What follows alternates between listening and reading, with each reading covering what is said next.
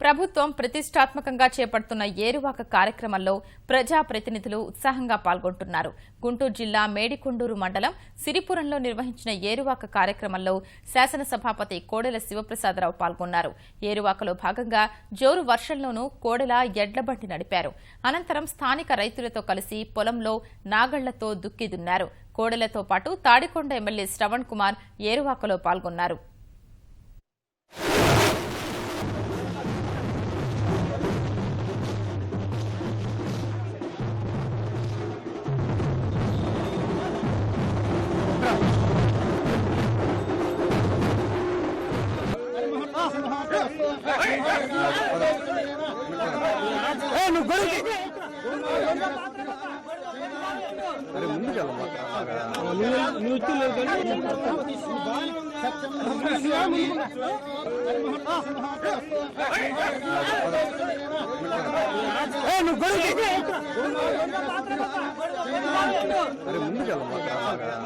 రైతులకి వ్యవసాయానికి అతి పవిత్రమైన రోజు ఈ ఏరువాక పౌర్ణిమ నిజమైన ఏరువాకలాగా ఉంది.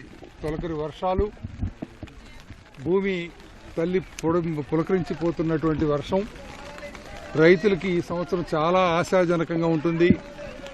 మంచి వర్షాలు, మంచి విత్తనాలు, మంచి వ్యవసాయ శాఖ సలహాలు, ప్రభుత్వం ఇస్తున్నటువంటి సహాయం రైతులకి వ్యవసాయం లాభసాటిగా మారబోతుంది అనే దానికి ఒక నిదర్శనం.